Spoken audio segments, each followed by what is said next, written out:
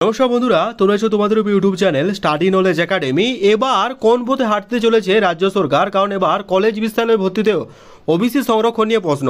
এতদিন ডাব্লিউপিকেপি বা পিএসসি সমস্যা আমরা দেখেছি, সমস্ত রিক্রুটমেন্ট প্রসেস প্রায় তোমাদের স্টপ করে রাখা হয়েছিল। অ্যাজ ইউজুয়াল সেটা পিএসসির ক্ষেত্রেও হয়েছিল। অনগোয়িং রিক্রুটমেন্ট প্রসেসের উপর কোনোরকম কোনো ইম্প্যাক্ট পড়বে না জেনেও ওবিসি কেসের কারণ বা বাহানা দেখিয়ে তোমাদের পুরো এক্সাম কিন্তু এখন স্থগিত করে রাখা হয়েছে। মেন এক্সামের ডেট দিয়েও সেটাকে আবার পিছিয়ে দেওয়া হয়। মানে আগানোর কোনো সম্ভাবনা নয়। বছরের পর বছর একজন ক্যান্ডিডেট বসে থাকুক, তার বয়স চলে যাক, এই হচ্ছে পশ্চিমবঙ্গের অবস্থা। সবথেকে খারাপ যদি রাজ্য এখন হয়ে থাকে শিক্ষার দিক থেকে, সবথেকে পেছিয়ে পড়া খারাপ রাজ্য যদি হয়ে থাকে, ঠিক আছে, যে কোনো মানুষের কেই জিজ্ঞেস করা হোক বা যে কোনো মানুষের কাছ থেকে মানে যদি আপনি জিজ্ঞেস করেন, তাহলে সবথেকে যে নামটা আগে ভেসে উঠবে তার নাম হচ্ছে পশ্চিমবঙ্গ।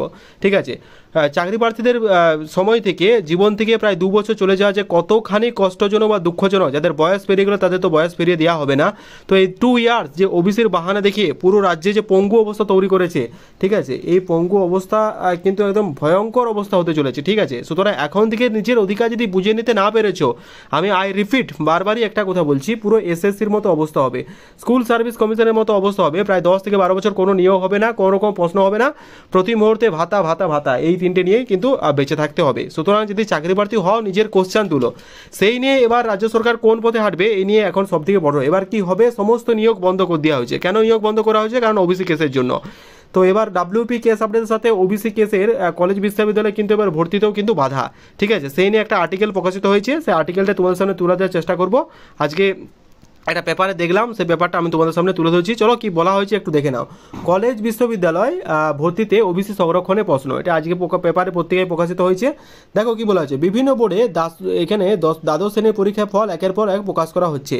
এরপরে কি হচ্ছে বলো তো, কলেজ বিশ্ববিদ্যালয় স্নাতকে ভর্তির প্রক্রিয়া কিন্তু উচ্চশিক্ষা ভর্তির ক্ষেত্রে যেটা অন্যান্য অগ্রসর শ্রেণী ওবিসি পড়ুয়াদের সংরক্ষণের কোন সম্প্রদায় কারা অন্তর্ভুক্ত হবে, সেই নিয়ে সুপ্রিম কোর্ট কলকাতা হাইকোর্টে মামলা চলছে।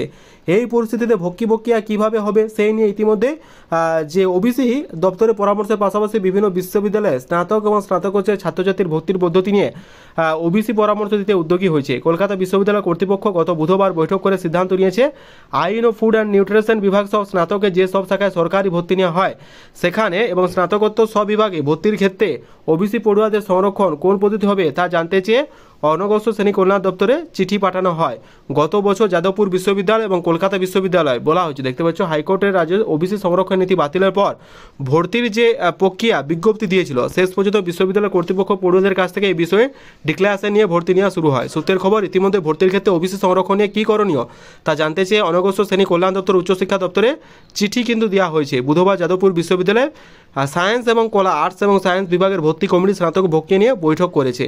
ঠিক আছে, এবার প্রসঙ্গত গত বছর রাজ্যের অধিকাংশ কলেজ এবং বেশ কয়েকটি বিশ্ববিদ্যালয় স্নাতক স্তরে ভর্তি নেওয়া হয়েছে বিভিন্ন কেন্দ্রীয় পোর্টালের মাধ্যমে। এবার তাই হবে। বিকাশ ভবন সূত্রের খবর, এই পোর্টাল একেবারে তৈরি হয়েছে।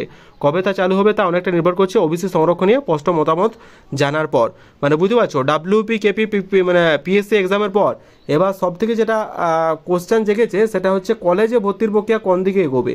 কলেজের ভর্তির প্রক্রিয়া বা স্কুলের ভর্তির প্রক্রিয়া এবার তো রীতিমতো রাজ্য সরকার চাপে পড়ে যাবে, কারণ এইগুলো তো শিক্ষাকে তো স্টপ করে রাখতে পারবে না, বা পারতেও পারে, এই বিষয়টা নিয়েও বেশি কিছু গভীরে যাচ্ছি না।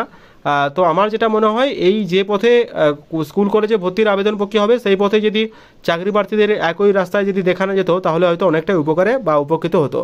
তো এই নিয়েই কিন্তু এখন কোশ্চেন চলছে। এখনও সময় আছে, নিজের অধিকার নিজে বুঝতে থেকেও নিজেকেই কোশ্চেনিং করতে শিখো।